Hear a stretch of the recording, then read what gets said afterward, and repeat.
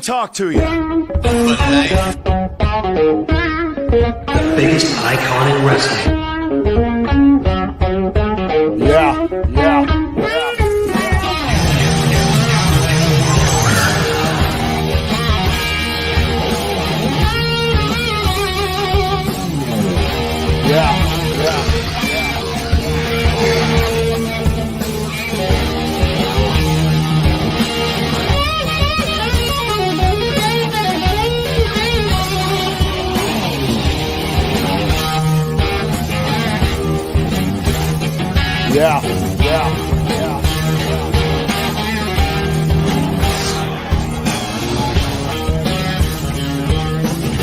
Let me talk to you. Welcome. We are live, ladies and gentlemen. It's another Wednesday. It's another Let Me Talk to You podcast, episode 13. My name is Frankie Fresco. Everybody knows me as Fresco Music, and my brother, DiTrapio. What's up, bro? How you doing, man? What's up, brother? Another day, another blessing. What's up, Trap family? Yes, What's sir. up, everybody out there today? Let's have a good podcast.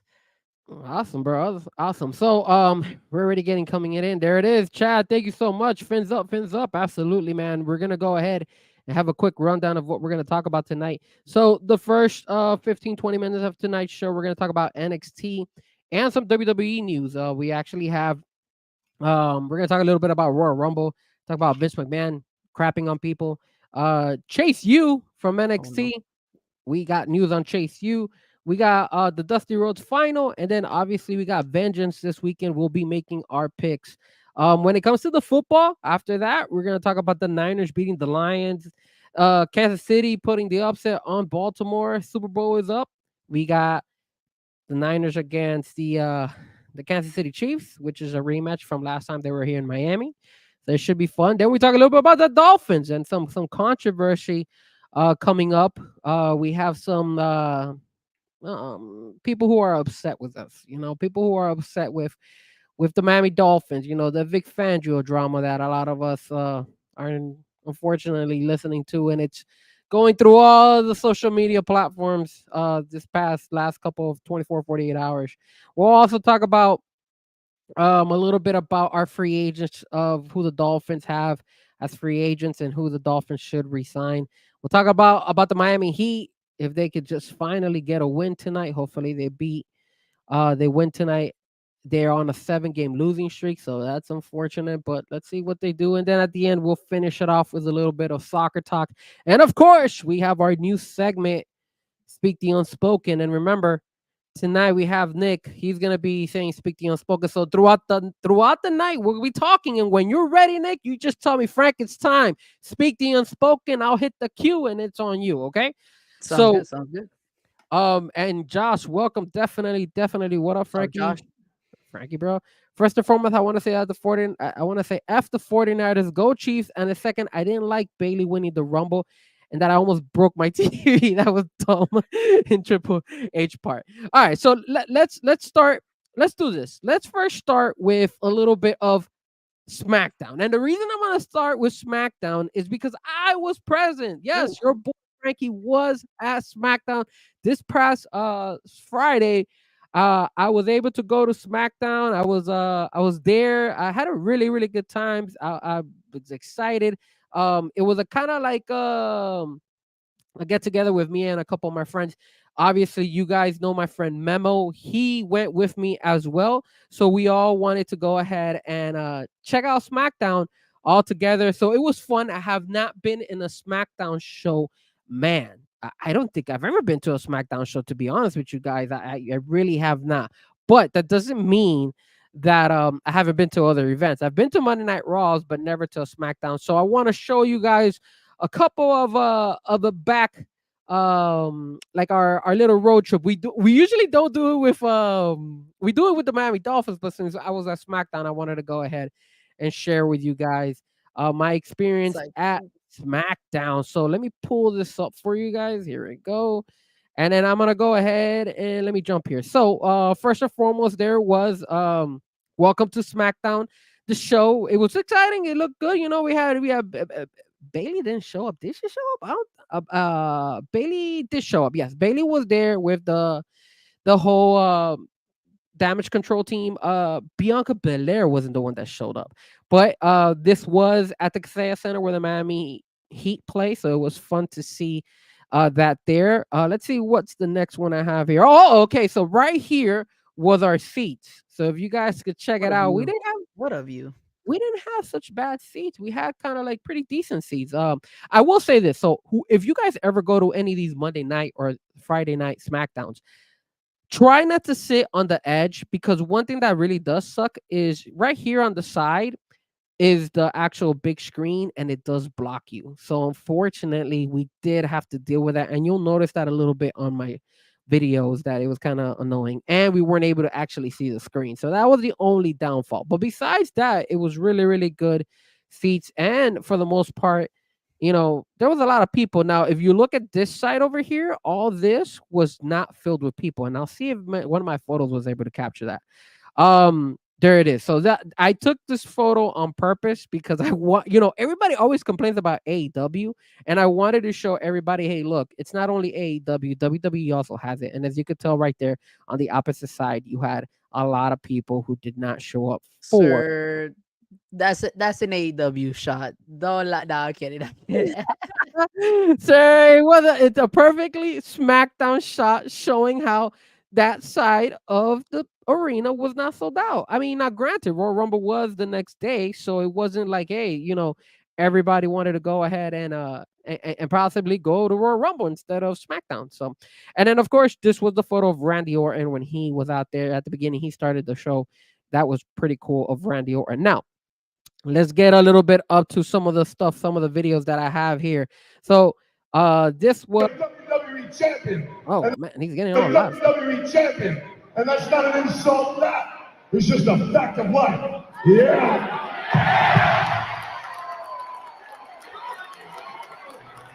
That's cool.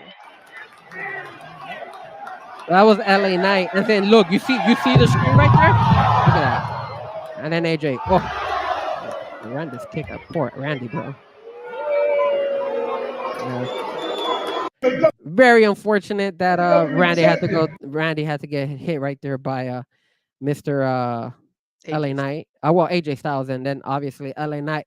LA Knight got the biggest pop of the night besides Randy.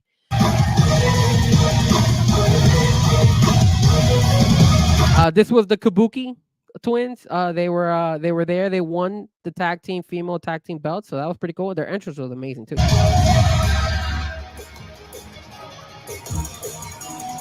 At least you were able to see the entrance, Yeah. like when they would come in and have the lights and stuff. That's pretty cool. Yeah, and let me see if I got the other one. We have this one. Let's see what this one is. Oh, that was our boy Randy right there. So you see, I couldn't see a screen, so I had to record up there. And then look, you see? So this annoying thing was in the way.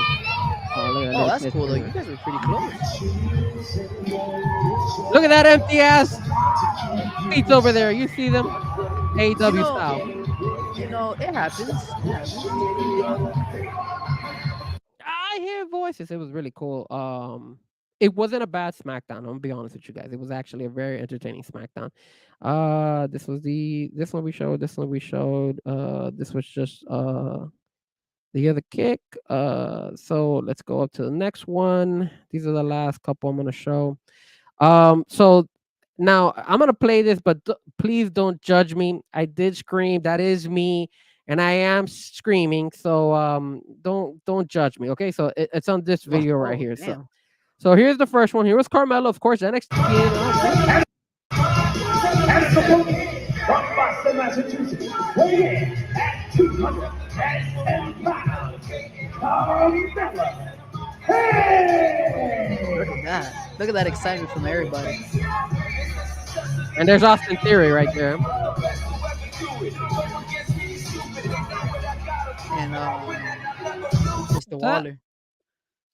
Yeah, Grayson Waller was on the side as well. All right, let me see. Okay. All right, this one is the one. Do not criticize me for yelling, okay? Yes, I sound like a chick. I apologize. I sound like a little bitch out there, but it's okay. It was just I got too excited. On a right time. Here we go. Here we go.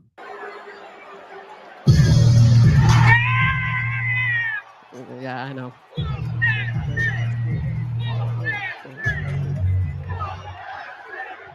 Damn, that's badass.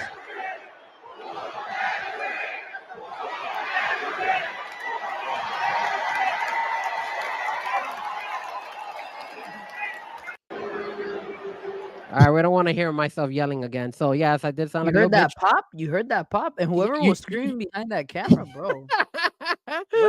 What a great voice, because I'll yes, be it was excited too, bro. me. I'll be what? And then of course our show. What makes our show? Here we go. Scheduled for one fall. Pitching the Oh, first from Los yeah. Angeles, California, weighing in at 240 pounds, LA Knights. yeah. Yeah. So that was SmackDown for you guys. It was really good. He Man, got but these fans are like, they're just like, just chilling. Like, I would be psyched to see LA Knight. I mean, where's the excitement, bro? Jesus. yeah. It wasn't another thing out of any like everybody wasn't crazy. Let me. You know what? While I'm gonna try to. Let me go on Twitter again, and I'm gonna post this video. That way, you guys could also see it, because this one was cool. So, besides, oh wait, what the hell's going on here? Shut up. Sorry about that, guys. What I wanted to show you guys is they do have dark matches, and two of the dark matches we were able to move out of the dark matches. So when we were able to move out of the dark matches, it actually was pretty cool because we were able to get better viewing seats. And this is what we felt like, hey, it's a lot, it was a lot better once you had these people come out to this was not the one How I long wanted. were the dark matches, and for how long after the show? Was it after show, before the show? So the show was very, very quick. It was funny because the show was 2 hours, right? And the first dark match they had it before, so they had it at about 8:30. I'm sorry, 7:30, and it was Grayson Grimes versus sorry about that, Grimes versus who was it? I think it was Grimes against, well, I don't remember, but it was like an NXT guys fighting. And then at the end of the show, they gave us that opportunity to watch two more dark matches, but it was just quick. They didn't even last 30 minutes, bro. They lasted 20 minutes each. And I'm going to show you which one it is, which would be, let me see if I could finally uh pull this up. Hold on. Hold on a second. Let me see if I could actually refresh this. It was Cameron Grimes versus Gabe Stevenson. There you go. It was Gabe Stevenson. That's who And it then was. Jay Uso defeated Finn Balor in the first of the two dark main events. Correct, sir. That was the other dark match that they did have. And I actually, let me see if it actually went in already, because I wanted to show that. Because that, yes, it did. All right. So let me share this one last thing. I know, guys, I'm taking a little bit long, but let me just share this with you. That way you guys can actually see this. This was the cool, and this is the difference when you have really good seats. Because now you're able to actually see a better view. So check this out. This was Drew McIntyre. And is a coach from Scotland, weighing in at 275 pounds, Drew McIntyre. Damn, Drew McIntyre's a tall dude. Oh.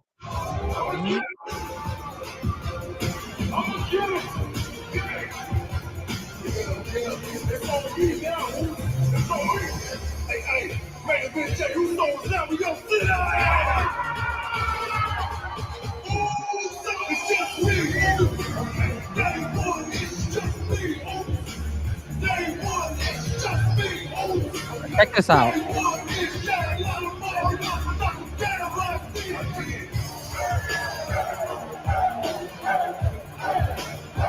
Hell yeah. Let's go.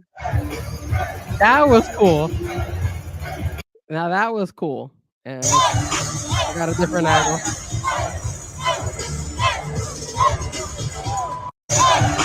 Oh, you had both views. So that was SmackDown for us. It was pretty cool. It was fun. I'm not gonna lie. I probably lost you guys while I was there. Let me see what Josh said. Josh, I'm happy Andrade Leo is back in WWE, and also happy as Charlotte as well. Yes, absolutely. And then Our boy Carlos Martinez. Did John Lally make an appearance on SmackDown? No, sir. If John Lally would have made an appearance on SmackDown, it would have been sold out. You would not have seen empty seats, sir. For all you guys who are asking who John Lally is, just know John Lally is the best in the world. So now let's talk about NXT. Let's talk about a little bit about Royal Rumble, and of course, let's talk a little bit about Vince McMahon.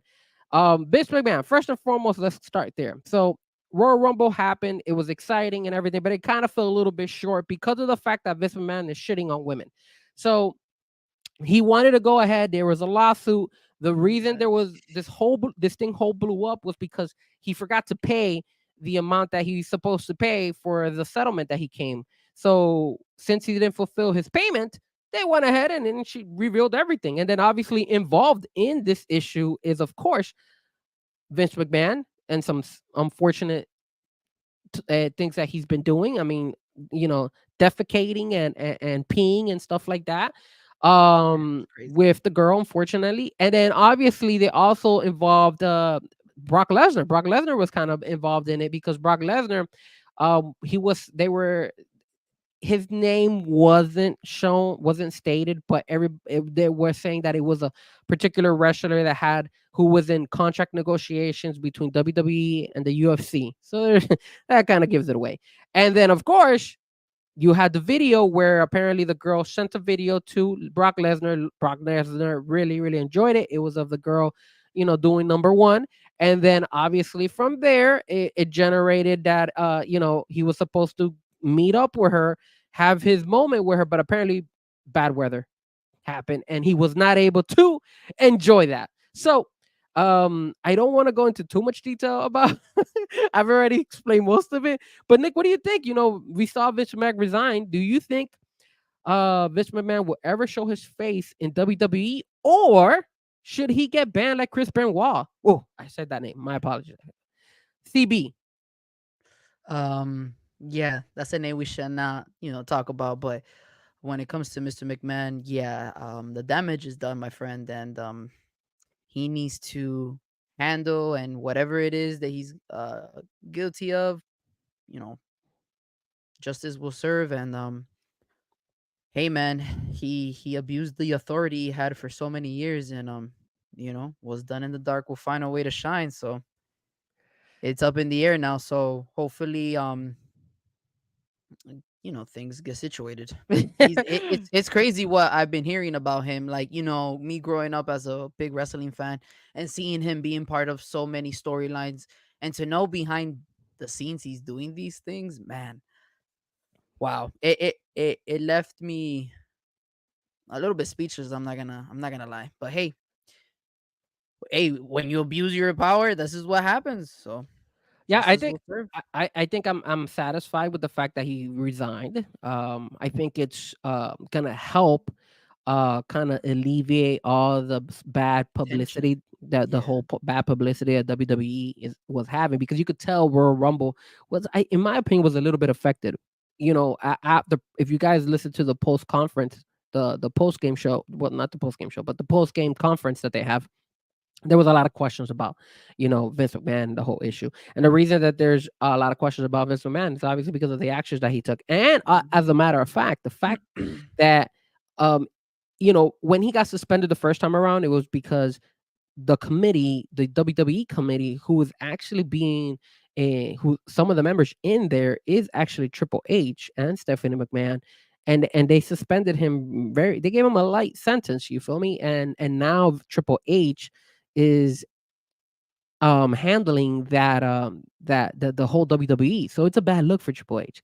He shouldn't, he's walking kind of like on eggshells, because you kind of want to keep this as much on the deal as possible, because you don't want people to start criticizing the WWE kind of way of judging, and being biased, because Vince McMahon was the owner at that time. So in that particular case, I think WWE just wanted to get through Royal Rumble and not talk about Vince McMahon anymore, and just let it be. I think personally myself, I don't think Vince McMahon should be ever brought up in the WWE world. I know that he was the person that made WWE as big as it is now, but just like we ban that name Chris Benoit, I think we should ban Vince McMahon. He doesn't deserve to be named in the WWE world. Um, because what he did is just despicable as other acts of unfortunate people who have done some bad things in the world of wrestling. So, with that being Can you imagine the amount of wrestlers that who behind the scenes you don't know are involved are shitting bricks right now? Like it's like, what's gonna happen? That's another good thing. I mean, we don't know. We don't know if there's any more wrestlers. We don't know what kind of connections Vince McMahon had and was sending these images and stuff to, like, whoever he had very good confidence had that relationship with. Obviously, he loved Brock Lesnar, but you don't know. I mean, I don't want to go ahead and insinuate, but there's big stars out there that you have no idea.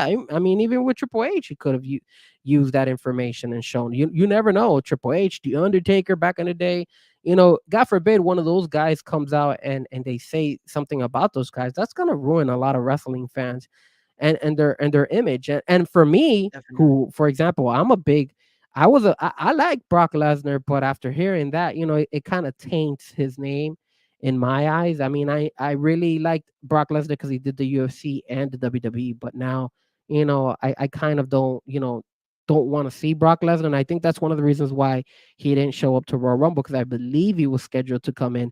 But because of this Really? whole incident, uh, Braun Breaker was the one who replaced him. Now, don't quote me on that. I've been hearing that rumors are that Braun Breaker was going to make his appearance no matter what. But I think that was supposed to be the actual story, that they were going to have Braun Breaker come in. I'm sorry, Brock Lesnar come in, but because of the whole, controversy with his name in this lawsuit, they actually went ahead and did Braun Breaker instead. Wow, that's wild. Um, with that being said, though, we got the Royal Rumble, and we got Bailey winning the women's, and we got Cody becoming just the fourth WWE wrestler to win back-to-back Royal Rumbles. We have Hulk Hogan, we had Shawn Michaels, we had Stone Cold, and now we have Cody Rhodes. Nick, talk to me, man. Who is Bailey gonna challenge, and who is Cody gonna challenge? With the whole Bailey flip, I was a little surprised, especially with what's her name? Jade Cargo, what she did like during the Royal Rumble. I was like, "Oh man, I guess this is the surprise. Maybe she's going to be the one winning the Royal Rumble." But then when everything unfolded and I saw that Bailey, good for her, she was out there for a while. She was out there for like 45 minutes or so. And so for her to go ahead and have that opportunity is great. To be honest with you, I have no idea what direction they want to go with this. Um, I mean, if Rhea's still the champion, I would She assume is. she would go after Rhea. So I think that's where they're trying to do. They're trying to make that group, that damage control group, all champions, maybe. Yeah, Um, yeah, because Io Sky has the other belt, and I don't think Bailey would challenge Io Sky for her belt. So correct. And so when it comes to that move, I mean, fantastic. That group is having a lot of pop, and a lot of people are, following them. So I would understand why they would give Bailey some sort of success. And with Cody, I mean, they're trying to finish a story that's been going on now for many months, and hopefully this is the time where we finally see, a certain someone. I don't want to say too much because we want to talk about that further going on to the next match. But yeah, I think I know where they're going with Cody. I'm just not quite sure what's going on with CM Punk. I don't know if his he got storyline injured. is it's a legit injury, right? Yes, yes. So what happened to CM Punk is during the final between him and Cody, during, I believe, when he was doing the pedigree, is when he injured his I thought it bicep. was against Drew McIntyre supposedly. No, they're probably. I mean, there is a scene where CM Punk eliminates Drew McIntyre, but it was when he was going one on one with Cody, since there were the Man, last two, I and really then thought Drew McIntyre was gonna win. I was like, yes, my you answer was gonna come through. you want to know something though? I will say this, man. Drew McIntyre did not win, but he did a hell of a job coming on Monday night and pretty much telling the whole world that he was happy that CM Punk got hurt, and Yo, what a heel, man! What a heel. he's becoming a great heel, and people are loving it. I mean, that was the talk of Monday night, of how of an a-hole he was being. The fact that he wasn't, he says, Yo, for real. I couldn't sleep because CM Punk would have won, and he eliminated me, but then I found out that he hurt his bicep and he's gonna be out for a couple months. Now I was able to sleep like a baby. Get out of here, bro. That's so messed up, Wow, like what that. an asshole, bro. I know, bro. That's like, oh, what is this? But it was good. It was really good. As for myself, what do I think? I think Bailey is obviously gonna challenge Rhea Ripley, but I honestly feel that Damage Control is gonna eventually turn on Bailey. I think there's been multiple instances where the Damage Control just they don't celebrate with her. They like push it to the side, and I think that's what's going to happen. And you might run into that situation maybe at WrestleMania where Bailey might need one of their help, and while they're in the ringside just supporting her, when Bailey asks for help, Damage Control just walks out on her and she's no longer part of Damage Control. I think that's what's For going to sure. happen, For sure. especially since uh, Mercedes Monet, aka Sasha Banks, seems like she won't sign with WWE. So that's kind of like the route I think they're gonna go with Bailey. And then when it comes to Cody Rhodes, I think he's gonna challenge Roman Reigns again, but I don't think it's gonna be a one-on-one anymore. I think they're gonna try to make it a triple threat match and add somebody else, maybe the winner of Elimination Chamber or something like that. That's probably going to be the route that they're probably going to take for WrestleMania because I don't think a lot of us want to see again Cody versus Roman. I'd rather see like a triple threat match. The only thing that sucks is that always Solo or Jimmy or Jay when he was part of the whole tribal uh council, they always get involved. They always eliminate push the wrestler off of Roman, or they'll go ahead and they'll pull the referee just like Solo did in Royal Rumble. So it's like it's always the same crap. It's kind of getting annoying. So I just hope that in this Royal Rumble things turn and we're able to finally see um, you know Roman lose the belt. And I also think Seth freaking Rollins is going to lose the belt. I think that's when Damian Priest is going to come in and cash the money in the bank. He's finally going to Finally, cash it in. it's I think, in about my time. opinion, I think that's the right move for him to go ahead and cash it during WrestleMania. And then, of course, we have NXT. And this Saturday, no, actually, this Sunday, we finally have Vengeance, the pay per view. We found out yesterday that Trick Williams and Carmelo Hayes won against LWO, and now we get Braun Breaker and Baron Corbin versus Carmelo Hayes and Trick Williams for the Dusty Rhodes Tag Team Classic. That's gonna be on pay per view. This whoops, sorry. That's gonna be on pay per view this Sunday. So we should be able to go ahead and finally have a winner. And of course, the winner of this will be able to challenge for the tag team belts eventually. So that's gonna be fun. I honestly feel that Baron Corbin and Braun Breaker are gonna win this because of the fact that Trick Williams has another fight. He has to fight against Dragunov, and it's gonna be the belt of Dragunov on the line. So I think what's gonna happen is check me out, Nick. This is what I think they're gonna do. I think you're gonna have Trick and Carmelo. Trick is gonna make like a mistake and possibly hit Carmelo, and then Carmelo gets pinned or vice versa, and then that's gonna upset Carmelo. So then when Trick goes against Dragunov, Carmelo's gonna come and do something to Trick Williams, which will cost him winning the belt. So I think at the end of the day, Dragunov will win. I think Baron Corbin and Braun Breaker win this one, and then I feel that in the main event of Vengeance, Dragunov will beat Trick Williams. What do you think? That's not a bad I think that that could really have a big possibility of happening.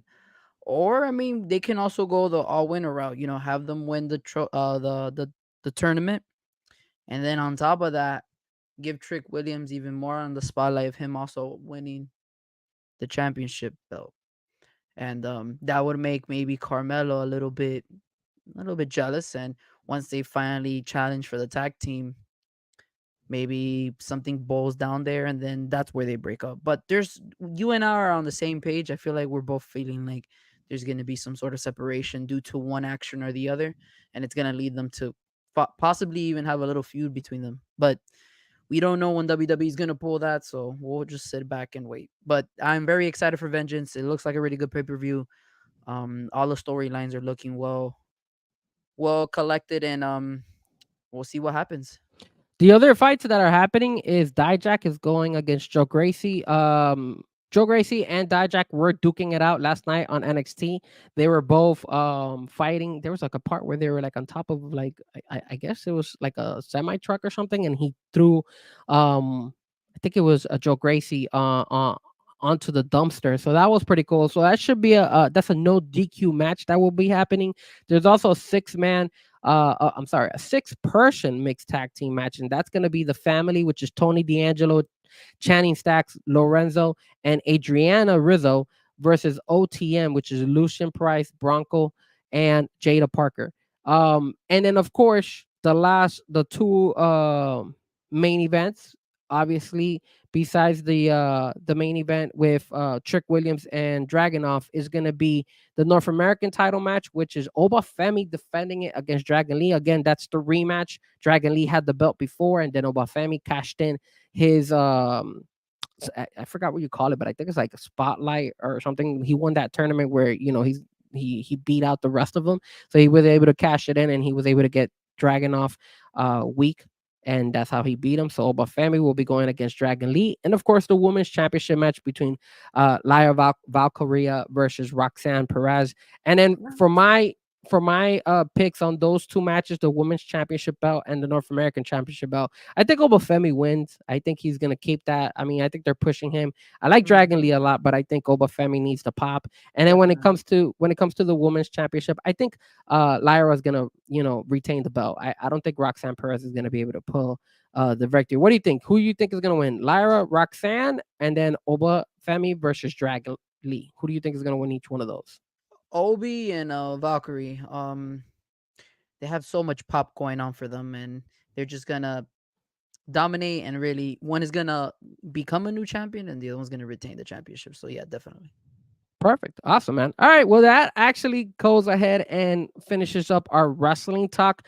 Now we're going to head up to what we all really, really enjoy speaking about. And that is not only the Miami Dolphins, but we're also talking a little bit about the NFL and the Super Bowl.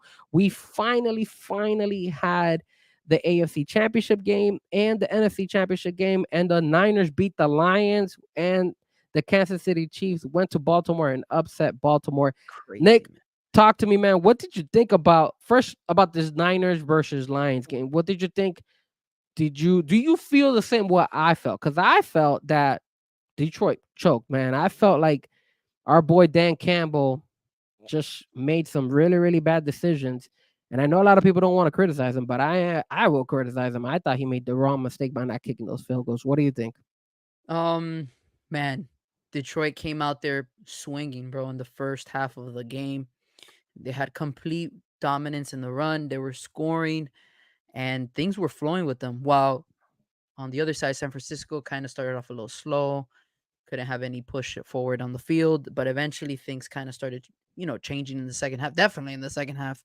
If I had to put it in my own words, what I feel about Lions, they shot themselves in the foot, bro. I think they had complete dominance of the scoreboard, and all you got to do is just understand where you're at and then continue that scheme. And if you feel like that scheme is not working, just try to hold off as much as you can. You have pretty much a what was it, a 13-point lead, 14-point lead? 17. Look at that, 17-point lead. And then you let it all go down by the ending of the third quarter, right? I think they tied it up in the third. So bad part on that. And obviously, with all that pressure coming in, it made Dan Campbell a little bit risky. We all know behind his history that he's a little bit of a risk taker. And there, I think I agree with you too. He should have picked the field goals instead of going down in fourth. And he Yeah. has to live with that. And um then sometimes I feel like Dan Campbell gets too a little bit emotional. And I think he was I don't know, correct me if I'm wrong, but he said, yo, that was our only chance. And it's like, bro, like you have a great team. Let it continue. I think this Lions team is gonna do a lot more work next year and the upcoming following years. But yeah, when it comes to San Francisco, real winners, real champions, they find ways to win. And that's what the 49ers did this weekend. Yeah, I think when it comes to San Francisco, I think our boy Nick, who was our guest last week, was definitely shitting bricks the first half, and then obviously Yeah. the second half. Huge adjustments. San Francisco was able to turn it around. As far as Dan Campbell is concerned, like I said, man, I mean, a lot of people like to criticize Mike McDaniel and his scheme and all that stuff.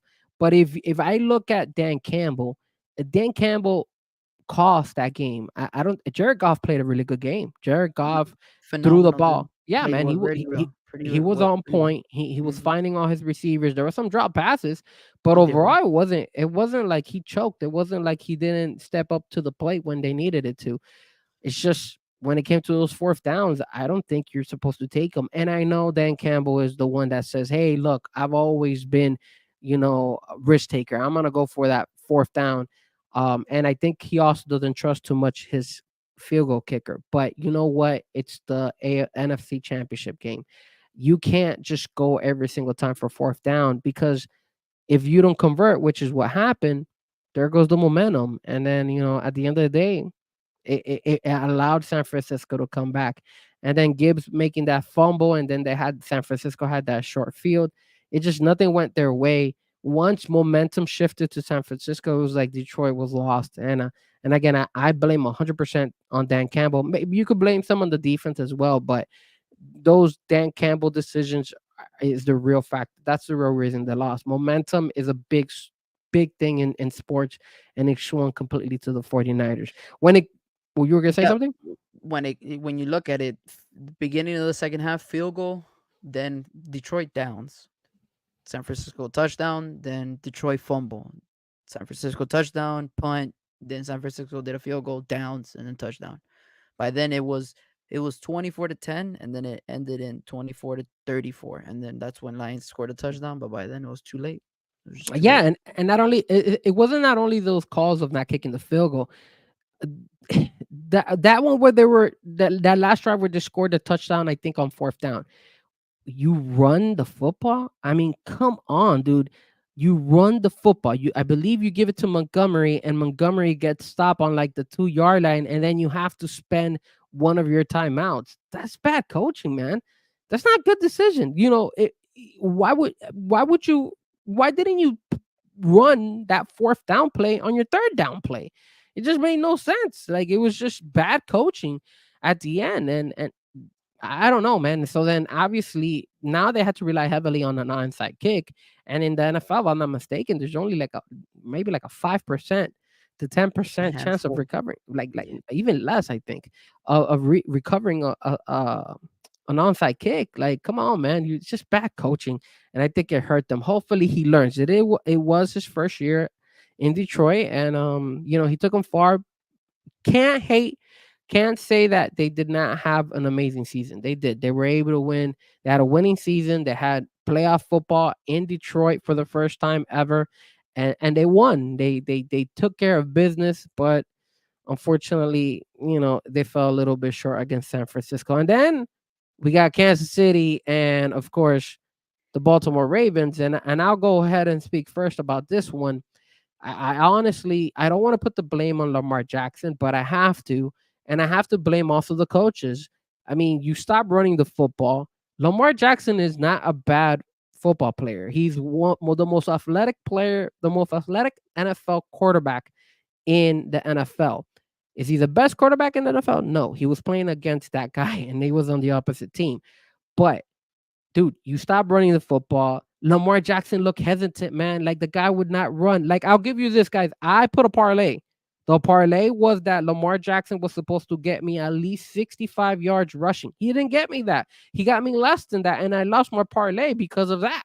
So you could tell that he wanted to beat Kansas City by throwing the football. And dude, just beat you. Like you don't have to prove anything to the media, to the fans, to the critics. You don't have to do any of that stuff.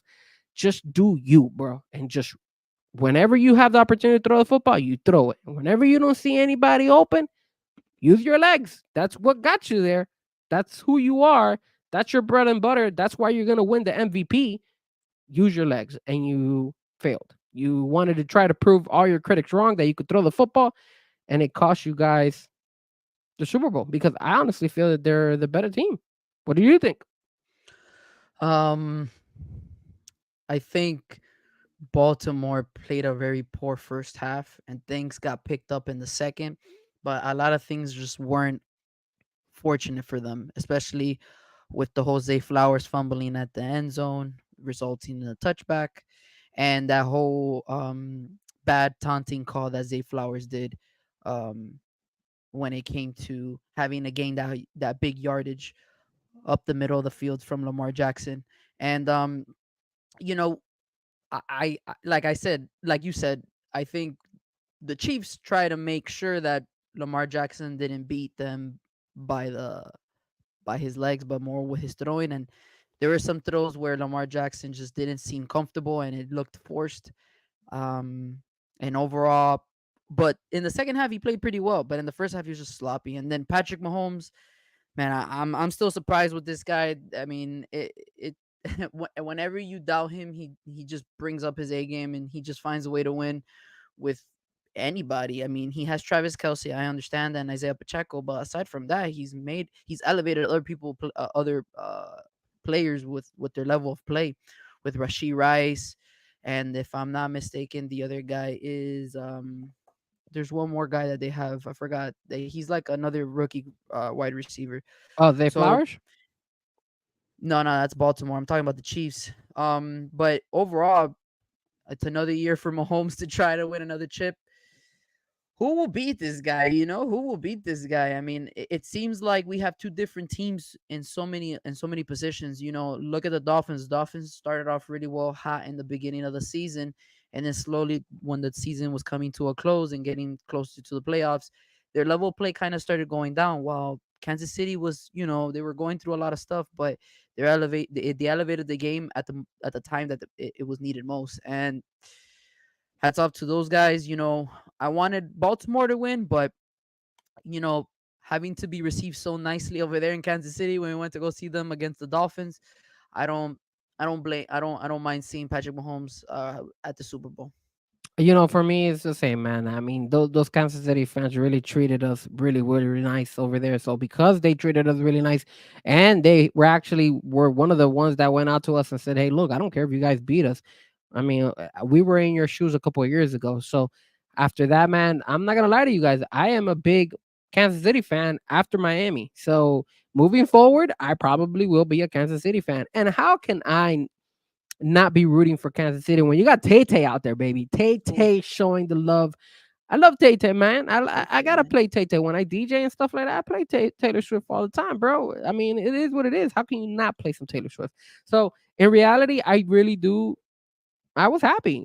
What's up, And brother? then when it comes to the Super Bowl, it's not this weekend. We got the Pro Bowl this weekend. We got some Yeah, Dolphins in the Pro Bowl. But what we'll do is next week we'll go ahead and make our selection as far as who's gonna win the Super Bowl. Both you and me. I'm pretty sure you and me will probably either hang around or probably see each other during the Super Bowl. Probably do a Super Bowl party or something like that.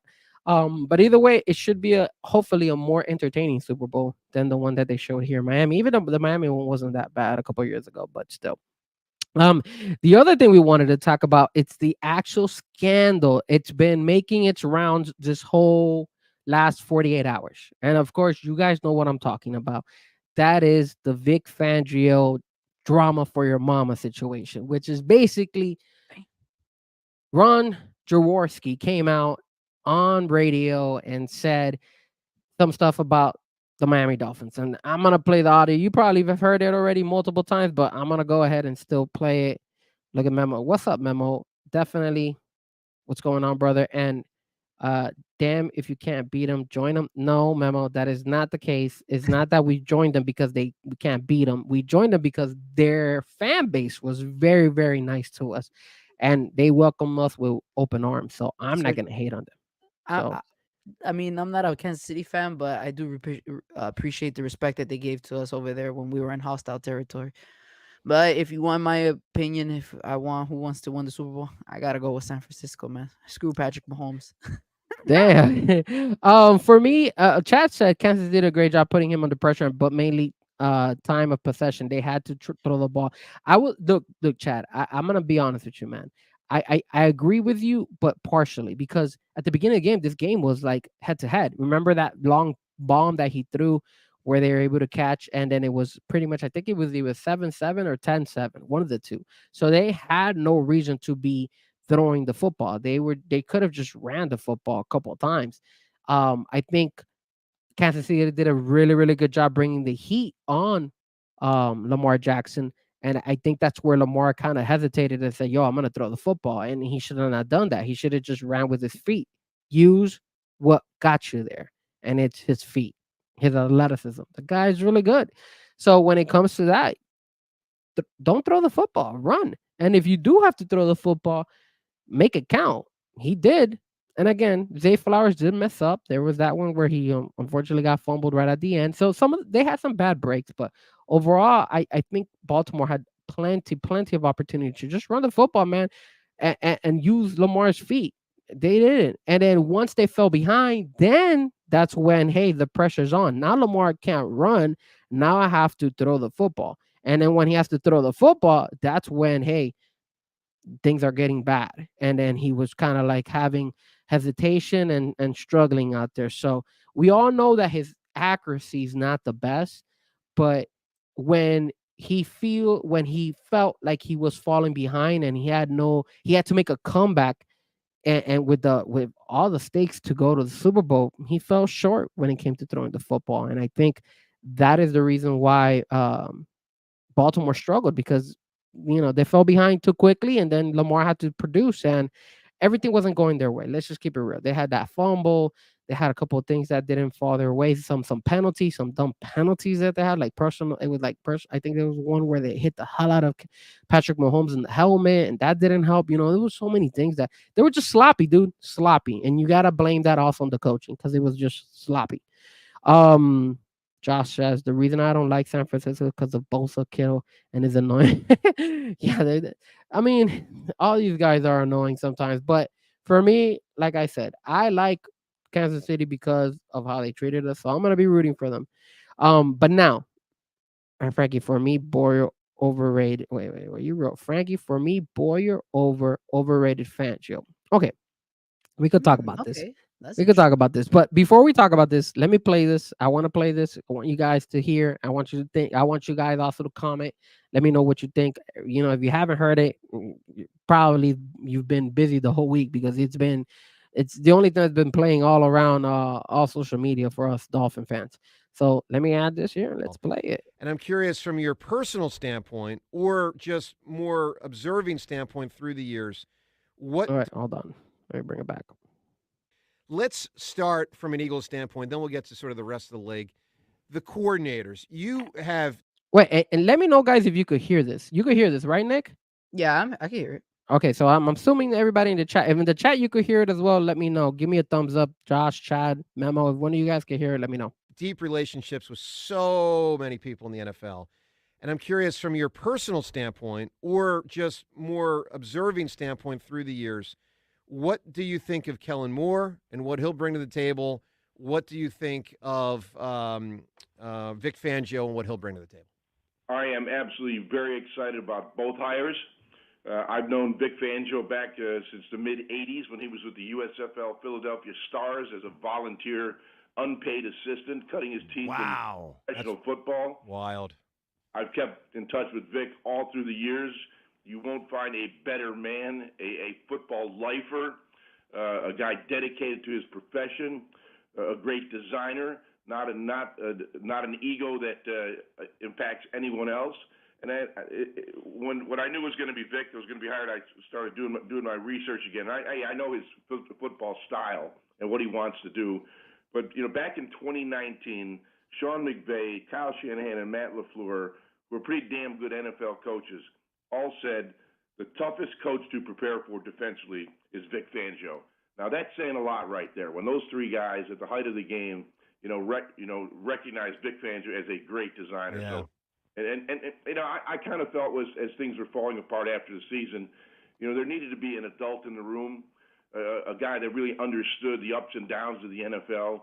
And I thought that's why Vic Fangio really fit that mold perfectly. He's head coach. He's been fired. He's been on different teams. He's been through it all. So you're going to get a guy that has great experience. Does the Dolphins players speaking out against him, look, I can't stand Drew Rosenhaus. I'll still hold him responsible for the TO thing 20 years ago. But Drew Rosenhaus going public, which is sort of unusual for an agent to do so about a coordinator that got whacked, or they moved on from, if you will. Does that give you some pause, or is that just the modern athlete, and does he need to do a better job from what you surmise of dealing with them? It impacts you 0%. Coach is coach. And, I have connections as well around this league. And, I hear another side of that story, that there were some players on that defense that didn't want to work, didn't want to put the time in, didn't want to put the effort in, didn't want to make the commitment to be successful. Guys like to party at night. And, South Beach is a really great place to party. And Vic tried to get those guys and push those guys to become harder workers and better athletes and more committed to their team. And he couldn't get through to those guys. So those are the guys that Vic was pushing, and they're the guys that are whining right now. Good. Okay, so that was what, Vic Fangio apparently probably communicated with Ron Jaworski, and Jaworski said what was in his mind. And shout out to Straight Edge. Sir, we're already past the wrestling, so stop insulting CM Punk. He is the greatest, and he will be back from his injury. Absolutely. So now back to the Dolphins. There's always two sides to the story, right? Nothing is ever black and white. It's all a little bit of gray. Let's go ahead and talk about the guys who went on social media and complained about it. So obviously Jalen Ramsey was one of them, who said it was and I think his father, I think it was either it was his father or Cam Smith's father. I don't remember exactly. One of them was saying, hey, finally we could move on, and you can't keep something about an apple, like the Apple One forever or something like that. And the other thing was obviously Javon Holland kicking rocks. We saw that. And then Cam Smith putting on a lock, opening it up and then locking it, basically saying that he's finally free of Vic Fangio. Now, I'm going to play this for you guys as well. And this was at the beginning of the season. This was it's about what you did. Hold on a second. So this was Cam Smith at the beginning of the season for you guys to hear. And he does address Vic Fangio early. Now remember, Cam Smith was a little bit injured at the beginning. I think he had gotten injured at that last preseason game that we had this year. But he was working his way in it, right? Remember that, Nick? You remember when he was a little bit injured, that he got hurt at the very last preseason game, and then he was working his way. So this was Cam Smith spoke to the media. This was August. This was all the way in August. And let's see what he had to say. Top candidates for that other boundary spot. Is that the way you see it? Is that an accurate depiction of the situation? Yeah, I wouldn't say the nickel position open. I say that what Jalen left was the void, and that's the position that's up for grabs right now. Have you had a chance to talk with him recently? Jalen? Yeah, I just talked to him this morning. He good. He doing his treatment, making sure he stay on track, everything. Is he in every meeting and all that? Yeah, for sure. Cam, defensive coordinator. Okay, now hold on. Before we continue, just finish hearing what he just said. He said, did you speak to Javon Holland? Javon Holland, right? And he's like, yeah, he's in every meeting and all that stuff. So are those signs of a player who doesn't give a damn? Think about that, guys. Defensive coordinator Vic Fangio, how would you describe his personality? Very bland. Not really say too much. The only thing I'm really tell you is about what you did on the field and stuff like that. You really just keep everything the ball, for real. Yeah, oh yeah. We understand what you be saying. It don't be funny, but we understand what you be saying. So now if you're listening to this, right? When we listened to it at the beginning back in August, we thought he was just joking and all that stuff. But listen to what he was saying. He was actually saying it ain't even funny. He's smiling, but now put two and two together. What we know after the season of Vic Fangio criticizing some of these players and what Cam Smith was going through.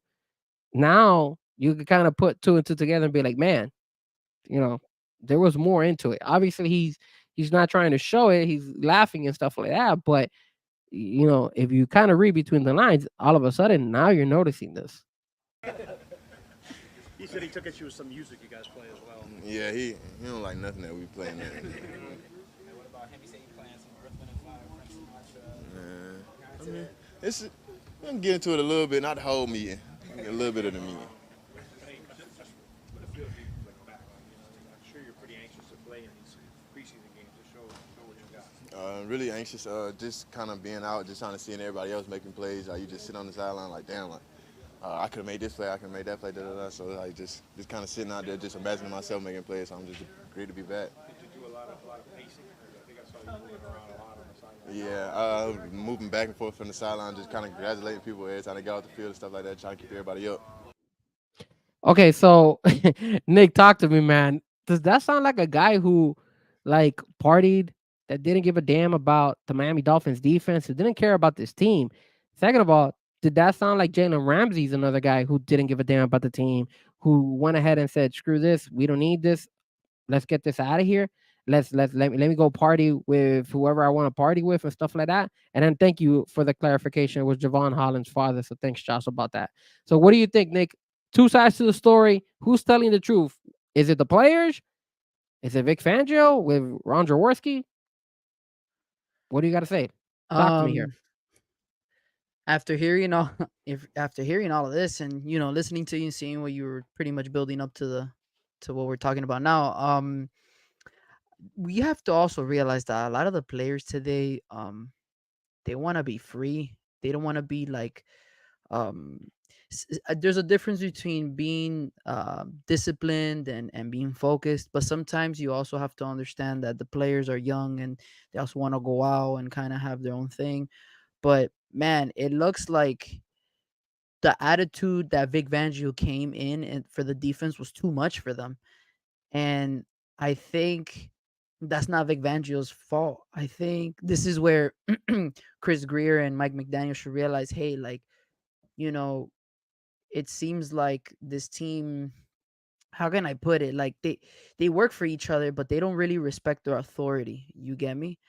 And I'm a little afraid that maybe the next coordinator that doesn't mesh with them are always going to be walked on their eggshells, and then down the line of the season, it's going to be like screw him, and then it's going to continue on.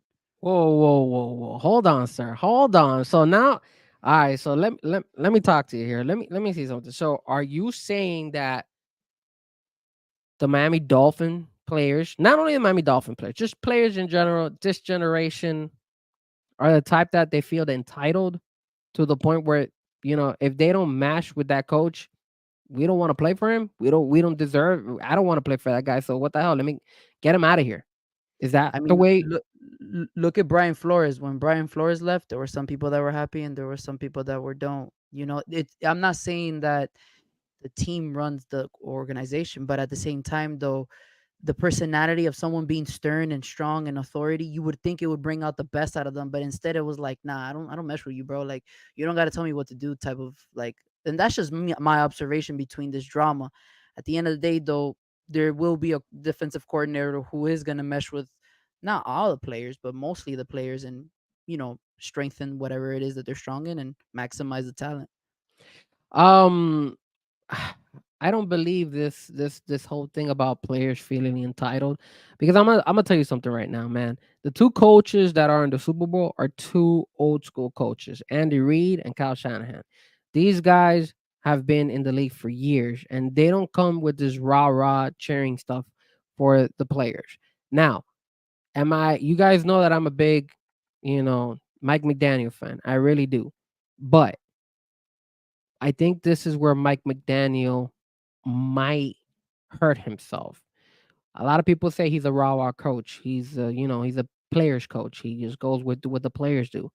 I think there's only a certain boundary you have to put into this. You can't just always be a player's coach. You have to be able to show and say, hey, put your foot down and tell them, hey, look, man, this is the way it's going to roll. There is comments out there that, Mike McDaniel would try to approach Vic Fangio for advice or give him some advice, and Vic Fangio would just turn him down and be like, no, I don't need your advice, bro. And he never took him in a way of like respect, and or at least with some type of seriousness, and be like, oh, I appreciate and value your opinion. It doesn't look like Vic Fangio did that. My concern is that going to eventually roll into the players, like what you said? There is a chance that some of these players did not like playing for Vic Fangio. Okay, so let's get him out of here. But what about when if they bring another guy and they don't like him, let's get him out of here as well. Like, dude, there's a lot. Like, you as the head coach right now, I didn't think Mike McDaniel was in any type of hot seat or anything like that. But I Neither will did tell I. you, but what I will say is that he's not in a hot seat, but he's now in a sticky predicament because now this season, this whole season, he needs to be able to prove not only to us, the fans, that he can make this organization a winning organization, but prove that he could gain the players' respect. He needs to be able to put his foot down and say, look, this can't happen. Get the hell out of here. There's a level of authority. And if you don't let yourself if you come across too much as a friendly guy, we're not going to get the results that we want. They're not going to take him serious. And that's my concern with him right now. Because listening to these things, yeah, I get you. I like Vic Fangio. I was 100% with Vic Fangio. And yes, so I think it was Josh, or no doubt one of you guys said about Josh Boyer. I didn't like Josh Boyer, and I'll tell you why. If Josh Boyer was a good defensive coordinator, he would have been picked up immediately by somebody else. Nobody picked him up. Nobody's giving him an opportunity. All of last season, he didn't even get it. He was unemployed. So if he was that good, then believe me, tell me, show me. But he did well with, Lamar Jackson and all that stuff. But again, I feel that that type of defense was a Brian Flores type of defense. So it wasn't that much that Josh Boyer had to kind of change. Everything was pretty much what Brian Flores painted the art, and in other words, Josh Boyer just signed it. You feel me? He just kept going with it. He didn't have to do that much. That's why I didn't find Josh Boyer to be that much of a difference. Vic Fangio, although yes, he was very old school, and he's an old grumpy old man. He reminds me of a lot of older gentlemen, like our father, right, Nick? Like he's hard headed. He's not gonna go. You tell him something, and it's his way or the highway, and that's how they roll. Obviously, not all the players were hating on Vic Fangio. Mostly, it was the secondary.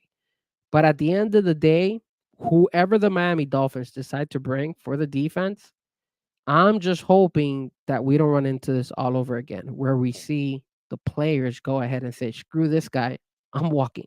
Like, we don't want him. And then what is Mike McDaniel gonna do? Fire him? Mike McDaniel go to Chris Greer and be like, "Hey, Chris, this and that, this and that." That's my only concern with Mike McDaniel. I feel like it's a little bit more of a pressure for him to finally show up and basically say, "Hey, look, yo, we need to go ahead and switch this guy out." No, no, Mike McDaniel needs to make that call. Let's get what I this in order. do what I do give credit is that the players, the talent that we have, that even if we don't mesh with the defensive coordinator coach, they still pull out winning games. And that's the good part about this defense, that the camaraderie that they have with one another is brotherhood, man. And I think I just feel like they need to pick someone who they can mesh with, because apparently it's been a lot of, hey, this person didn't play me for X amount of games. Well, you know what? It's because his scheme sucks and stuff like that. And I mean, at the end of the day, I get it. A lot of people may say Vic Fangio left for ego problems. It just wasn't good for the team. But man, the guy knew what he was doing, and he had us at a good defensive position. Um, so it's unfortunate that this defense couldn't mesh with their coach. But hey, it is what it is. We'll move on. We'll get another defensive coordinator. I think we just need a coordinator that's gonna have a good scheme and mesh well with the players. And I think there's a couple that we have in mind. And we just got to make sure that Mike McDaniel doesn't lose his offense. I think he should just focus on making sure that the offense and defense are working hand in hand, and not have so much overload on his plate. So that he can manage the games better. I think that's one thing Mike McDaniel should put on his checklist. But overall, we'll move on from this. It is what it is. The defense is still talented as ever. We just have to find the right guy. That's it. Yeah. All right. And with that being said, let's take a look at who the Miami Dolphins have had interviews with, and who they're looking into. And then of course the person in the organization that they did do an interview was Anthony Campanelli. He was obviously interviewed already. At the beginning, we kind of felt that maybe they would go more.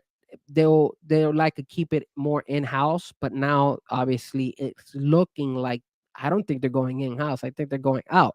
Now, Same. my guy who I wanted was Ejiro. He was the Carolina Panthers defensive coordinator, and the Carolina Panthers denied our interview, so Yeah. he is out of it, and it sucks because that was the guy I wanted. I thought he had a very strong um coaching history. He was the Broncos defensive coordinator back in 22, secondary coach and passing coordinator in 2021 for the Rams. He was a safeties coach. He was a defensive assistant back with San Francisco. I mean, the guy, he was a Tampa Bay Buccaneers defensive quality control. This guy's been in the league since 2007. This guy has a lot of experience. That's why I wanted him. And he had a lot of experience when it comes to the secondary. So this is one of the reasons. Now, Carolina, I know it wasn't the best defense out there, but if you look at their actual players, it wasn't like the best defense to be out there. But there's a reason why the Carolina Panthers did not let him go, and it was because he is a very good defensive coordinator, and they didn't want to lose it. Another person that is kind of who already had an interview, Nick, bro, we got here Mr. Brandon Staley. Now, Oof. that guy, so there's people who like him and there's people who don't like him. He didn't do such a good job as the Los Angeles Chargers coach. He was good in that defensive role with the Rams, but I don't know, man. I'm not a big fan of him. I don't. And I'm gonna ask you which one you like the most. We got to hit those two. Let's keep the ones that are in actually in the running. So Brandon Staley is actually he was interviewed and he's in the running. The next guy they brought in was Leslie Frazier. Now, remember, Leslie Frazier was the defensive coordinator of the Buffalo Bills. So he is somebody who's very interesting to that they went ahead and interviewed. The other guys that they're looking into is Anthony Weaver, which is the Baltimore Ravens associate, the defensive line coach right now, and then they also are looking into Chris Kiffin, which is the Houston Texans linebackers. He's Ooh. actually their linebackers coach right now. And then the other one that they're looking into that might get interviewed, but it hasn't been announced, but is a possibility for the Dolphins to be looking into is let me see if I see him here. Well, first Bobby Babick, which was the Buffalo Bills linebackers coach, they promoted him by the Bills, so he's out of the running. He was another guy that the Dolphins were He got interested promoted in, to what? defensive coordinator. Interesting. Yeah. The guy that they're expected to interview is Ryan Slowick, which is also from the Miami Dolphins, which is the linebackers coach for the Miami Dolphins. I don't know if they already interviewed him or not yet. I'm not sure, but if they haven't interviewed him, he's another one that they're gonna eventually interview. So Nick, out of all those guys, man, who do you like? Um, I think we gotta. I know not many people are gonna like my answer, but I think Leslie Frazier would be a good pick. Having intel on a team that we've only won the past, I mean, what, 2 games out of 10. Knowing the ins and outs of Josh Allen and those Buffalo Bills, I think he would help us. You know, have us put us in a good position in winning the division and having to get that home field advantage in the playoffs. So I would go ahead and go after Leslie Frazier. I hear a lot of Buffalo Bill fans saying, "Yeah, take him. He wasn't that great. His scheme was weak." But um, I at this point we're changing defensive coordinators day in and day out. So might as well let's go with Leslie Frazier. Let's see what happens with him. I mean, Staley's another good pickup. He's a he's had previous head coaching Yeah, but experience. remember, his experience with the Chargers, he fell short and flat on that one. I get you, but they're both young coaches, and I think they'll mesh well with the players. Like I told you, if the players don't mesh well with the coach, things start Well, having to remember, be he, weird. he So he was the defensive coordinator for the Rams, so he has some type of relationship with Jalen Ramsey when Jalen Ramsey was over there with the Rams. So that's a good point that maybe they have that relationship. I think Leslie Frazier is a very interesting option because of the simple fact that I think if we go after him and we hire him, it's to beat the Bills. And Yeah, I no, think, it's the goal is now no longer to get to the playoffs. It's nice to know that we have enough talent to get to the playoffs. Now we just need to win as the division and make sure we don't go into these weird conditions and making sure that we get the job done down here in South Florida. And I think the best way is to make sure that we know how to handle the biggest opponent that we get go through twice a year, which is the Buffalo Bills. yep, yep. It's gonna be interesting. I think right now for me, I want Frazier. I think that's the guy. Because my first pick, unfortunately, they blocked it. So I want Leslie Frazier. Why not bring him over? I think it'll be good. And if I had to pick a number two option from the guys that they've interviewed, yeah, I guess Staley would be the next guy. Brandon Staley. I mean, I'm not gonna be too thrilled about it, but yeah, he has some type of relationship and some probably the respect of Jalen Ramsey. So I'm pretty sure Jalen Ramsey is one of the, one of the captains of this team, especially with so many free agents we're gonna have moving on this year. So that's a good way to move on to the next segment, which is our free agents. And here's our concern when it comes to our free agents. So the Miami Dolphins have so many free agents that I don't know what we're gonna do, bro. And let's start with some of the guys out there. I'm gonna name some of these guys, and some of them sound like they're reasonable, and some of them are like, wow, I can't believe he's out there. So on the running back is obviously Raheem Mostert, Jeff Wilson, and Savak Achman. They're all free agents. Tyler Croft is a free agent. Braxton Berrios, Robbie Chosen, Chase Claypool, River Carcraft, Cedric Wilson Jr. All free agents now. I thought Cedric Wilson Jr. was not a free agent, but I think he's a free agent. At least on this, I have No, him. They have him listed. he's out. I think this was his He's out as last year well. that yeah, yeah. Let me know, chat, if you guys know, because they have Cedric Wilson Jr. listed as a free agent, so I'll be surprised.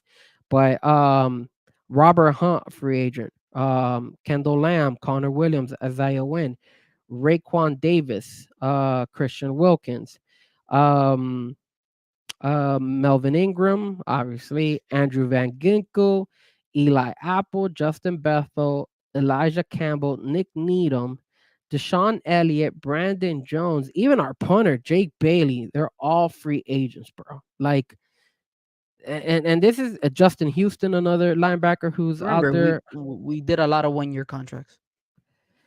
Yeah, man. So let's I thought Sed was out of the guarantee money, but he might just be done. Yeah, I'm not sure, no doubt. They have him listed here as a free agent, so I'm a little bit surprised that he's a free agent. But the one that I did notice that the Dolphins are probably not going to resign is Braxton Berrios. And if you go to his Instagram, he posted something saying, "Hey, look, it was a dream to play for my favorite team in the NFL. You know, he's from the University of Miami, and they really, really enjoyed him." So he kind of gave his parting ways.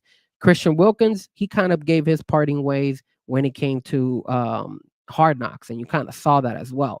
So now we're looking at these other people. So now we're looking at Connor Williams. Now we're looking at Robert Hunt. Now we're looking at Kendall Lamb. Now we're looking at our receiving core. You know, if Cedric Wilson is out and Braxton Berrios is gone, dude, we who do we have? We just have Jalen Waddle and Tyreek Hill. Jesus Christ. Not to mention that we're in the draft, we would be looking for somebody like another tight end, which a lot of people don't think are gonna go. I know Omar Kelly was talking about it, and he was saying that, and Poupart were in their podcast, they were saying, hey, look, I think the Dolphins are going to stick with Julian, and they're not going to draft a tight end, and they're going to feel like the Dolphins have to go ahead and run with Julian and feel like he's going to be the next big thing. I think he's okay, but oh, there you go. That's a good one. Easy E, he is available, so at least we have He's him healthy. That as a neck good one. injury put him out there, but That, mostly that's another thing. Like he's been healthy, he hasn't been healthy either. So and it looks like we always have injured guys. So dude, out of all these free agents, who is your main priority to sign in your opinion? out Oh, of I all think those that that you mentioned, yeah, yeah, or yeah, or any that could come up to your head. I mean, again, Barrios, Chosen, Chase, Carcraft, Wilson, Robert Hunt, Kendall Lamb, Connor Williams, Isaiah Wynn, Raekwon Davis, all the Christian offensive Wilkins. linemen, all of I'll let go of all the receivers. just offensive linemen. I need a strong offensive line. Pick up Keen Henry, run the damn ball, and we have receivers. We'll find receivers. There's two. There's two positions that I really want them to focus on, and it's the safety position. I'll say three: safety, O line, and um The cornerbacks. run and running backs, and that's Oh, it. well, the cornerbacks Um, are gone too because you got Eli Apple, Justin Bethel, Elijah Campbell, and Nick Needham. All four of them free agents, and yeah. Deshaun So Elliott and Brandon Jones, the safeties. and we gotta continue extending Javon Holland's contract. So for sure, we need to pick up a rookie safety in the draft and just focus on O line. I think O line is the main priority. Go get a center and let Connor Williams do his left guard duties. And then hopefully, if Teron Armstead comes back, great. If not, we have extra money. Go get yourself a left tackle or elevate someone that played really well in the left tackle position last year. But O line is the main priority right now. Get the guys who do work in the trenches, and everything else will unfold. It is I, what it is. I think for me, the two main spots I have a lot of concern is on the safety position. I think Cam Smith is gonna be able to fulfill Xavier Howard leaving. So that doesn't worry me. I know some of you said that you don't trust Cam Smith. I like him. I think he's gonna you gotta give the kid a chance. And we got Jalen Ramsey, and he looked good, man. I gotta go based on what I saw on the preseason, and he was good. So I'm gonna go ahead and let Cam Smith do his thing. Nick Needham, I think we could re-sign him for something cheap. He wasn't used that much. And then obviously we have Cater Kohu. So we got those three guys in corner. I'm pretty sure we could get Justin Bethel for something cheap and maybe even Elijah Campbell. I don't think we're gonna re-sign Eli Apple. I don't think we need to re-sign him, especially after again listening to the Omar and Poop podcast. Shout out to them. They went ahead and said that Eli Apple is one of the party guys who was out there continuously enjoying his time here in South Beach. So if he wasn't taking this team serious, we don't need him. My two biggest pet peeves is that safety and that center. I think if Miami does not sign Connor Williams, get somebody out there. Get somebody. Liam Eichenberg, man, he's okay, but he's not the answer.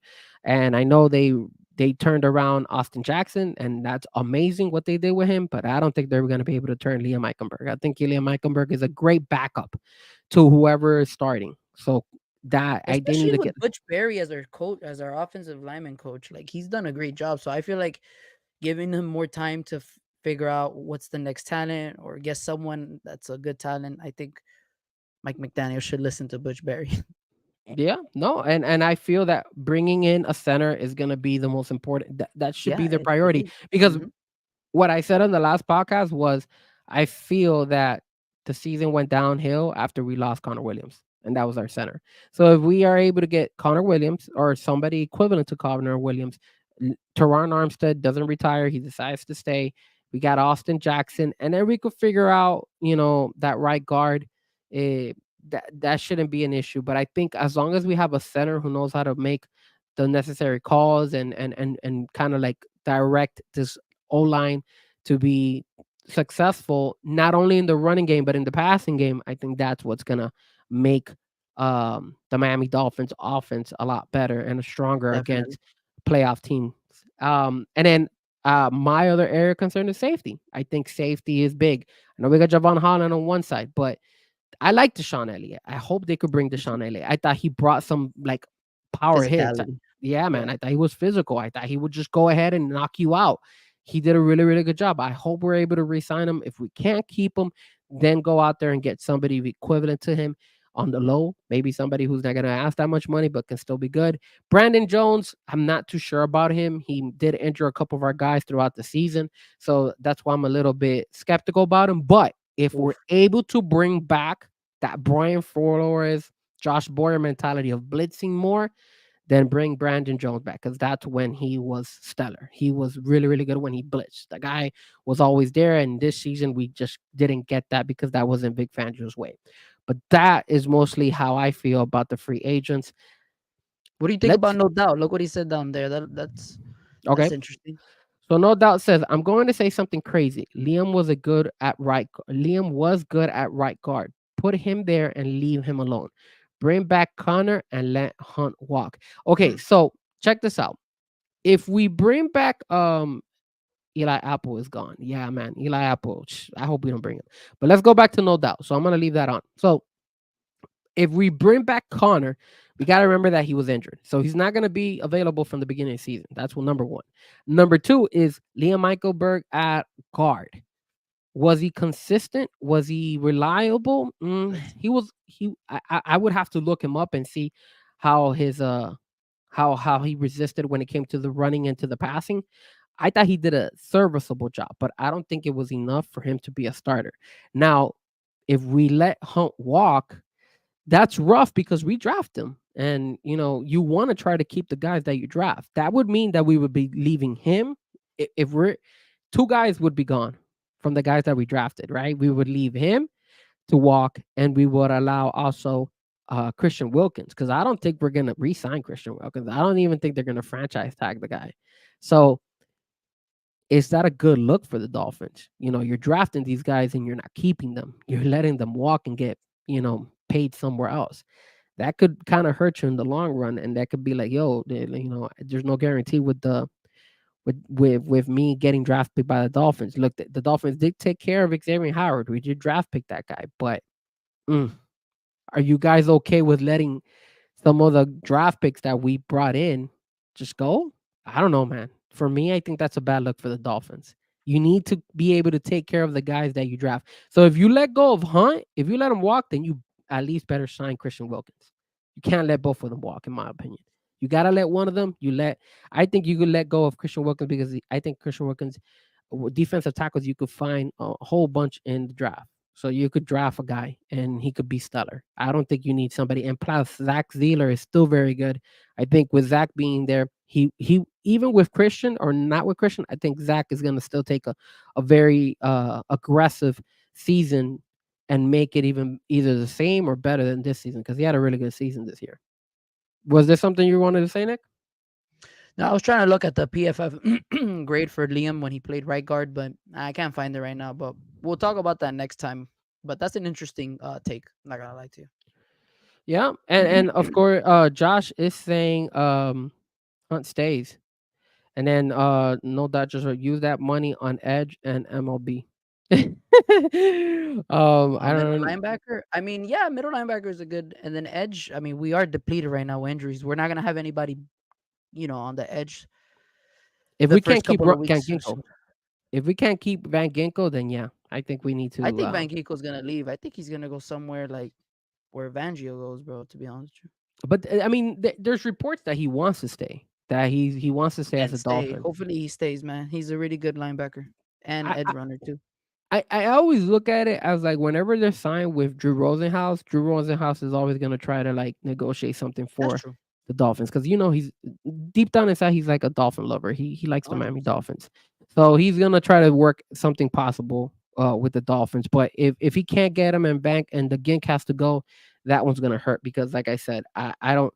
We're not gonna have Jalen Phillips or Bradley Chubb at the beginning of the season, and we don't know if these guys are going to come back the same after those serious injuries. And that's another good point, no doubt. Gink was another guy that we drafted. So again, if we keep letting our guys that we draft walk, it doesn't look good. You could let some of the bad ones walk, but the good ones, oh man, I I mean, don't know about we re-signed Jackson, and we re-signed who else that was drafted by us. I think that's about it because everyone else is still under contract. We haven't done anything with Jalen Waddle. We haven't done anything with Javon Holland yet. I'm trying to think who else is out there that we picked up. Jalen Ramsey was a Christian pickup. Wilkins. Christian Wilkins. We We already haven't. we gave Xavier Howard a couple of contracts already. What Zach Sealer was in a draft. Zach Sealer was No, like he a got free drafted. agent pickup. Yeah, he got drafted by Baltimore.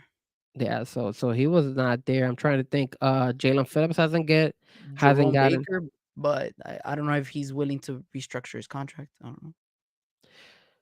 But we're gonna let go of Jerome Baker. I think there's better linebackers out there than Jerome Baker, to be honest with you. I mean, if the price is right, would you want to keep him? I would keep only if we need to. Only if we need to. Only if Shit, we're looking, at this point, only we need anything, bro. only if we're running out of guys. I think if our money's tight and he's willing to be budget friendly, then yes, keep him. But if he's not, the only thing I liked about Jerome Baker, and I'll be honest with you guys, was in Hard Knocks. Remember when he Yeah, got hurt? For all you guys who tuned into Hard Knocks, you saw his leadership, you saw his play calling, you saw his determination. The guy still wanted to be, out there. And remember when he injured himself, he was like upset and talking to his mother and all that stuff. So that type of player I like on the team. So that's the only reason why I would go ahead and keep him, but it has to be on a budget friendly contract because there are better linebackers out there than what we have, to be honest with you. So anything else you wanted to talk about when it comes to the Dolphins? No? not as yet. Just let's see how the DC coordinator shopping list goes, and hopefully we pick the right guy. All right. Quick segment on the Miami Heat. The Miami Heat are currently playing right now. Are they I got winning? this. I already got the score. I might be a little bit delayed here, but I got 93 Miami, Sacramento 86. So at least they're just in the fourth quarter. They're at least winning. The Miami Heat, Bam Adebayo has 12 points. FYI, I did pick the under on Bam Adebayo. So I have some bets. I'm not gonna lie to you guys when it comes to the betting. I got Bam Adebayo because Bam has been kind of suspect the last couple of games. So I have Bam going under in points. And right now it looks like um he might just hit that. I might be able to win that. So I gotta see that. The other thing I had, let me see what I had. I had Bam going under. I had Sabonis going over. So let me see how many points. Sabonis has 14. I need him to score at least 19 points. And then I have him over 12 rebounds, and he already has 12. So he just needs to get me one more Wow, he has rebound. a triple double. And Amazing. if Sabonis is able to score 19 points and Bam is able to stay under 19, I win my parlay. And All I right, am able to turn my $5 into a $32.50 let's go. profit. So let's just pray that happens. Let me look at Rozier. Let me see how the Heat are doing here with Rozier. Rozier has 3 points. Oh, Lord. But he has 9 assists. I don't know, Hey, man. And then, of course, Jimmy Butler, which a lot of you guys are mentioning that, he doesn't give a damn.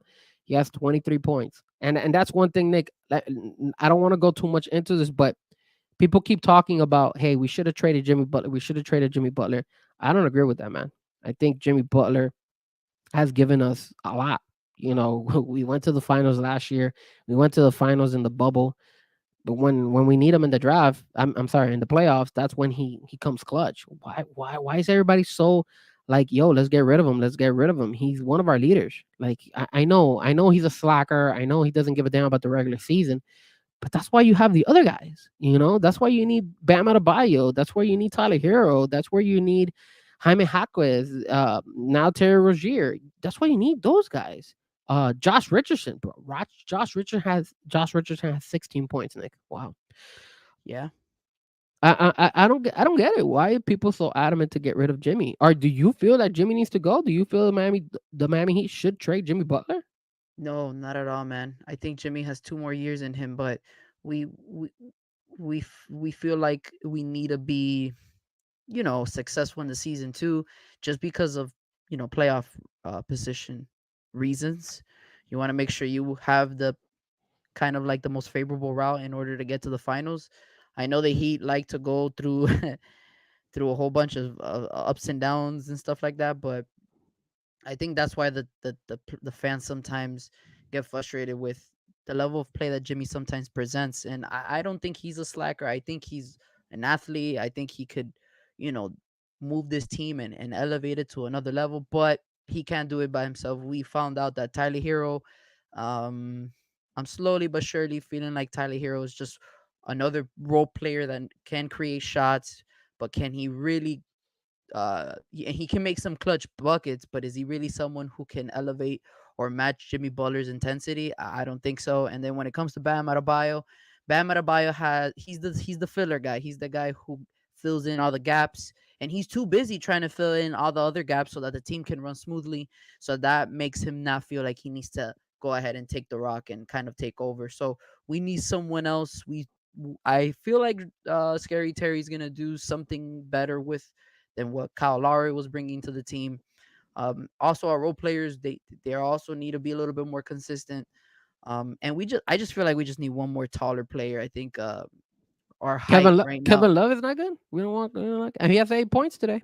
I mean, Kevin Love is great, but man, when we have to depend on Kevin Love, I mean, that's pretty scary. I'm not gonna lie to you. If it was Yeah, I Kevin mean, Love from like 2016, 2017, sure, let's do that. But this is a veteran Kevin Love, and what he's giving us right now is a blessing también, you know. But we just he need is. one more guy that can really help Bam Adebayo with the boards and really create that dominance up in the middle of the paint. So hopefully the team gets a better run this time. I know it's been a 7-game losing streak.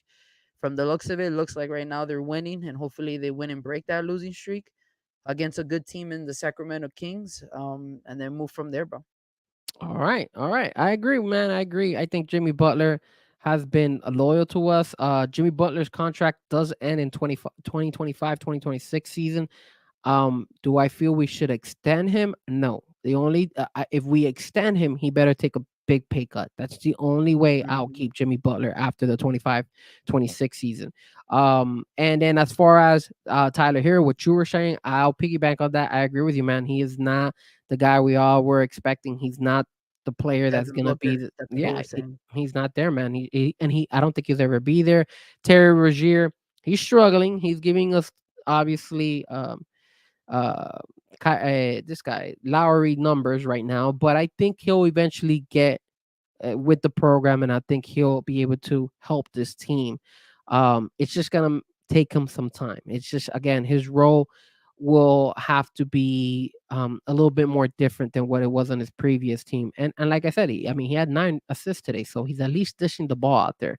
Um, but yeah, overall, man, I think the Miami Heat should stick with Jimmy. I think just ride the wave with Jimmy, and then we'll see what happens. I think we have enough young guys in there to keep it rolling, and I think I still want to give this team a chance with Rozier. So let's see what happens. We'll stay in tune. We'll see if the Dolphins, if the Miami Heat are able to go ahead and finally I'm I'm just stop surprised this. they let go of Yurtseven. I thought Yurtseven was an interesting project, but I guess they didn't find the thrive for him. No, they didn't. I mean, and remember, we still have some guys out there. Like I know Duncan Robinson ain't playing, but he's usually a really good shooter. And Jovic is good too, man. Like this team is not bad. This is not a bad team. This is It's like definitely a playoff team. it's like what No Doubt said. Thomas Bryant, he was supposed to be that guy to kind of fill in and help out with the boards, but he's not really panning out right now. I'm wondering if it's just because Eric Spoelstra feels like it slows down the game, or maybe it's just not really up to what he's scheming for. So hopefully he's better used throughout this second half of the season. Let's see. If not, then go get a big man. Go get somebody. I don't know who, but just go get somebody, man. Somebody that can help us out because we're getting killed and murdered off of offensive rebounds and 50-50 balls and all that good stuff. And then No Doubt says Olympics are this year. Bam will bring us a whale.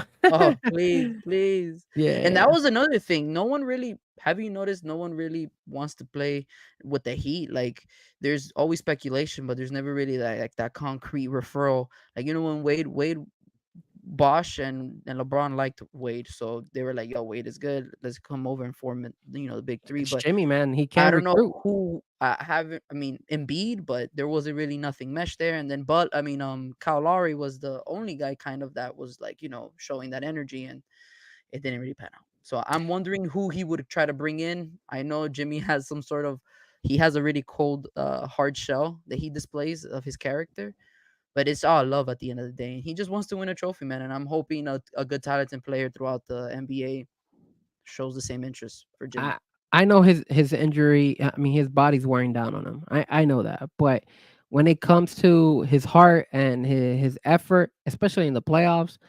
there's nobody who could beat Jimmy out there, man. And that's 100%. why I don't want to trade him. I said he could give us if he's only giving us like 50% in the regular season, then I'm not gonna hold him against that. No. I'm gonna Yeah. hold it on the other guys, Bam Adebayo, Tyler Hero. Rozier, the young guys, the guys that supposedly were brought here to carry the team. What happens if we get rid of Jimmy and we bring somebody else and that person is nowhere near Jimmy's caliber? Then what have we done? We've gotten worse, you know? Like Jimmy at least gives us a little bit of hope. So I can't. I haven't given up on Jimmy. I'm sticking with Jimmy. I think Jimmy should stick around for a couple for his last 2 seasons, and then after that, if he doesn't want to take a pay cut, then that's when you should let him go, because again, by then, how old would he be? I think he'll be 35 or 36 by that time. So Yeah, he's in his early he's up there. 30s right now. He's like 33. Yeah. All right. With that being said, let's jump into our last segment, and that is soccer, ladies and gentlemen. And again, Nick, whenever you want to jump in, I'm you let ready. me I'm know. ready, sir. I'm ready. All I'm right, so ready. here we go. Let's do it. Here's his Speak Speak the the Unspoken. All right, guys, this is a new segment that my brother and I have been testing it out. And, sometimes we don't speak, all the subjects that we want to speak about. So today's segment on Speak the Unspoken, I want to talk about when it comes to coaches and the organization. Let me ask you guys, audience out there, what is the line? When is the line drawn for clubs to stop adding so much pressure on coaches when it comes to performance and achievements in their personal clubs? And what I mean by that, I want to highlight something that passed on a couple of days ago and that really shocked me. I didn't think this was going to happen anytime soon. And it was Xavi, the coach of Barcelona, stepping down at the end of this season. um, I don't know about you guys, but that was a huge left curve ball for me. I really thought he had the team with him, and I believe they are, but I don't know. I don't really believe it's the players that really didn't like him. I honestly just feel like he doesn't have enough support in the whole Barca club. I got curious because I wanted to see what was going on when it comes to this. I've noticed throughout the years, I've only followed Barca for a couple of years, but I've been noticing a trend. And one of the trends is that they don't really stick with the same coach for that long. And then I looked down, and for the past since '97 till now, they've done 15 different coaching changes. And by the way, I'm a Madrid fan, and I even looked into a little bit more, and they go through the same thing. So when is it right for a club to still, even after having so much achievements or achieving certain achievements year in and year out, how when is it enough? And I'll give you some examples when it comes to Barcelona. The two other coaches that stuck around with Barcelona more than 2 years was, believe it or not, Pep Guardiola and Luis Enriquez. Pep Guardiola stayed there for 2008 to 2012. He had a 89% winning percentage. The man coached for 247 games, and he won 89% of that. And then when it comes to Luis Enriquez, he stayed there for 3 years, and he had another 89% winning percentage. And these two coaches won trebles. These two coaches won multiple trophies. And it got me curious on, like, why is it that they left? Like, having so much success or having to have that positive route, what made them, just leave abruptly? And it apparently, with when it comes to Guardiola, he said that there was some sort of chemistry problems with the players and not with the board. But I mean, I'm not quite sure. I mean, if there was a club that was behind their coach, you would think the players would understand and things would be aligned, the culture would be aligned, but it wasn't the case. Same thing with Luis Enriquez. It felt like Luis Enriquez said, the reason why he left, he said, quote unquote, but if I'm being honest, I think the players sometimes need a new face who will tell them things differently. I think there comes a time when the message you send, if there is a message, expires, and they need a new message. And so those two guys had so much success, had great talent, and they were still not. They felt the pressure. I mean, is it really their fault? Is it really the players' fault? I honestly feel like Barcelona pulls the trigger too soon on these coaches when they're not rolling and winning all the time. And then let's go back to Xavi. Xavi did not even have the teams that Luis Enriquez and Pep Guardiola had, and for him to draw, get this team from 2021 from ninth place to all the way to the top three, and then the following season acquire some talent, and it was enough to win the La Liga that they haven't won in 5 years, and you're gonna go ahead and continue giving them more pressure. Man, I'm not gonna lie to you. That they pulled the trigger. I feel like they pulled the trigger. Xavi is a great coach. I think Xavi is gonna do something similar to what Pep and Luis Enriquez did. Luis Enriquez, after he left Barcelona, he kind of took over the Spain coaching job, and he had his up and downs, but he still was an overall good coach. And then Pep Guardiola, I mean, he went to Bayern Munich. and then he's now in Manchester City. So I feel like this isn't the end of the journey for Xavi, and that comes to my conclusion when it comes to where would he land now? Would he continue on, stepping behind the scenes and kind of take a break, or is he willing to take another journey? I have some key teams that I feel like he will do well when it comes to the EPL. You have Artade and you have Pep, who were the Barcelona tree, and obviously Xavi being the Barcelona tree, having that tiki taki, that great defense, that possession ball of play that he has. I feel like he'll fit on great teams like Chelsea, maybe fit in a random hungry team like Newcastle. Having that EPL, I think, with that Spaniard tactical football would really help Xavi really show why Barcelona really pulled the trigger. Me as a Real Madrid fan, I'm not complaining, but at the same time, though, I do respect credit where credit is due, and I think Xavi should have given a lot more respect. The guy won a La Liga, he won a Super Copa, and he's in the round of 16th of the Champions League. He won his group. I mean, it gets ridiculous. So is it really the coach's fault? I don't think so. I think it's just Barcelona being just very, very, very, very weird position. And that's something I wanted to speak about because it was eating my chest. I can't believe Barcelona did that, but at the same time, I'm not upset with it. But at the same time, Xavi, you deserved better, and I hope you go to maybe he goes to EPL, maybe he goes back and reunites with his good old friends in South Miami with Inter Miami and Messi and friends. We don't know, but I'm just hoping that he continues his journey, and I know he's going to be successful in the future. And that, my friend, ends my segment. What I wanted to speak about that we haven't spoken in this chat. Thank you. All right. That was a lot. That was a lot. And I appreciate it. I'm glad you dropped Inter Miami because that's a perfect segment for Inter Miami.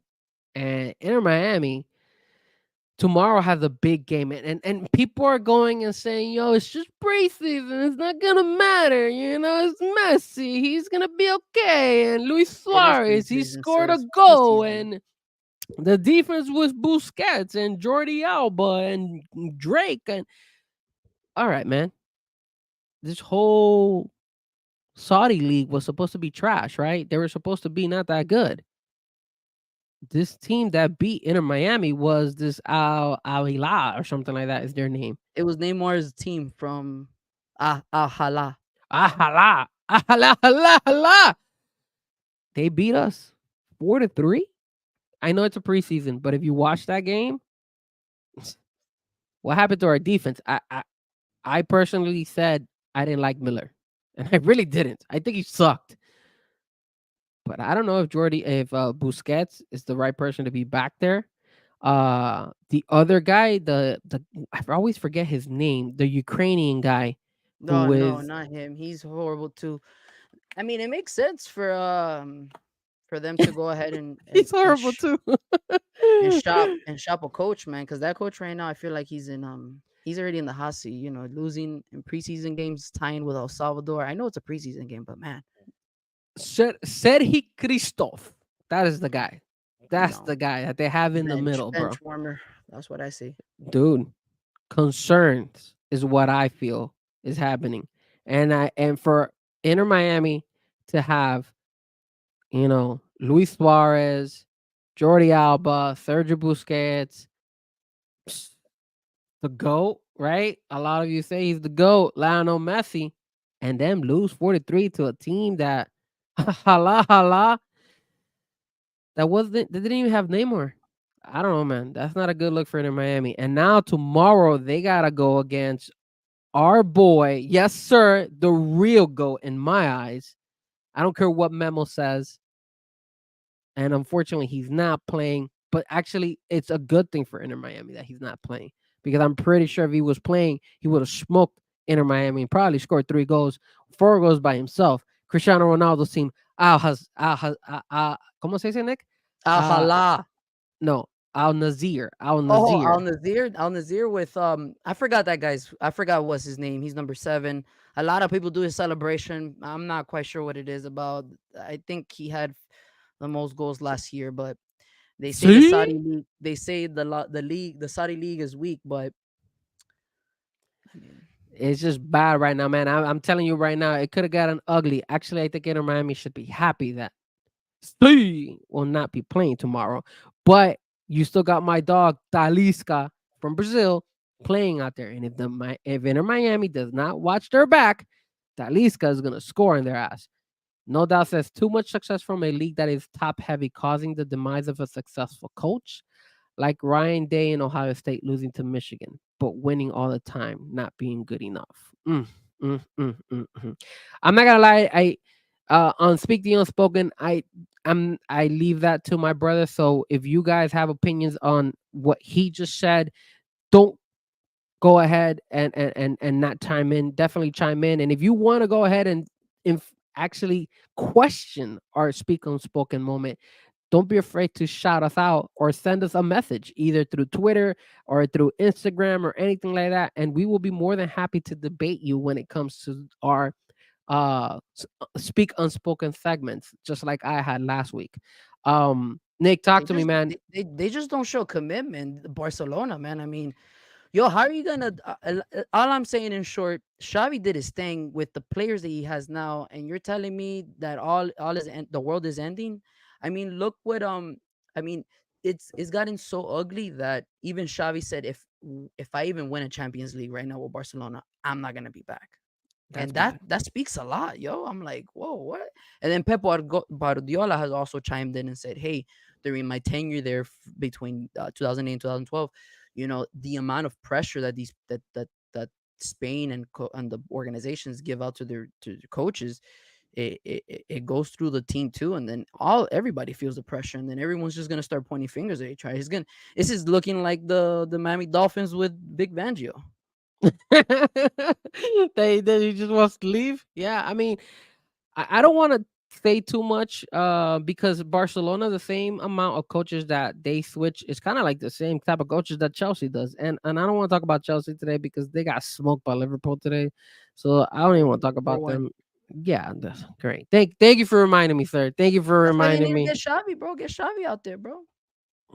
I mean, I just I don't know about Chelsea right now, man. They're all over the place. I mean, shout out to Arsenal, Chad. Congratulations, sir. A nice win yesterday over Nottingham Forest. I will say this, Chad, and don't hold me on this, but I did have a parlay, not a parlay. I had Arsenal winning straight up against them, and they won. So Arsenal did make me some money. I am the type of bettor that is able to set aside the differences. I'm not an Arsenal fan, but I know when to pick a certain team, and that's when I went ahead and picked it. So that's the reason why I picked Arsenal. I didn't think Nottingham Forest had any Money chance. talks, sir. Money talks. Exactly, bro. If I could bank off of Arsenal, hey man, more power to me. And then in the standings, of course, Liverpool's number 1, City's number 2, Arsenal's number 3, Tottenham is 4, and Aston Villa's number 5. On the regulation side, my other team that I really root for, Everton is number 18. They tied yesterday. So that was a little bit disappointing. And then Burnley and Sheffield United are all in regulation. The only good thing for Everton right now is that they're only 1 point away from Luton Town. So Luton Town has 19 points and Everton has 18. But man, I just feel I don't think Everton's gonna fall eventually. You can't get off of being regulation if you keep just getting off just by squeaking out. You feel me? And it's been like that the last like 3 years. So it's like I feel like they're gonna get regulated. I hope not. I'm praying to God that they don't, but it just feels like you know, it's the inevitable. Eventually, they will get regulated. But all right, guys. But besides that, I think that covers it for Let Me Talk to You, episode 13. I want to go ahead and give a big shout out to everybody who joined us on the chat. So definitely shout out to No Doubt. Josh was there. I don't know if I should give a shout out to this guy, but whoever you are, Straight Edge. I'm not gonna say the rest of your name because I don't agree with it. So Straight Edge, shout out to you as well. DJ Memo for stopping by as well. Chad for coming on by. Let me see. Do I see anybody else? I think we got everybody out Straight there. edge. I'm gonna call him. I'm gonna call him Straight Edge. The truth. Yeah, I like Straight Edge. I thought I like the beginning of the name. I don't agree with the second half of his name. If you guys see the chat, um, I don't agree with that at all. So, with that being said, though, guys, don't forget to hit that like. Don't forget to hit that follow. Don't forget to follow us on social media. You can follow me at Fresco Music on all social platforms: IG, TikTok, X, and Facebook. Nick, any shout outs or what we know you do best? Are you gonna give us a quote? Yes, sir. We're gonna quote today one of my favorite rappers in growing up, good old Lupe Fiasco. He once said, "You will never know if you could ever be. If you ever try, you will never see." Meaning, you will never know what you can be if you just don't try. And all of us have great potential. Keep moving up. Keep moving forward. Much love. Keep growing, brothers and sisters. Yes, sir.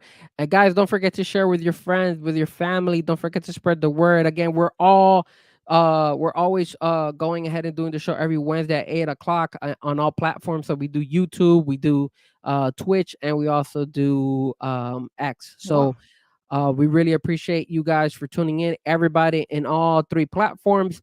And until next week when we jump onto episode 14, my name is Fresco. His name is DiTrapio.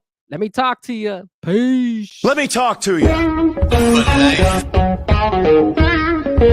Biggest icon in wrestling.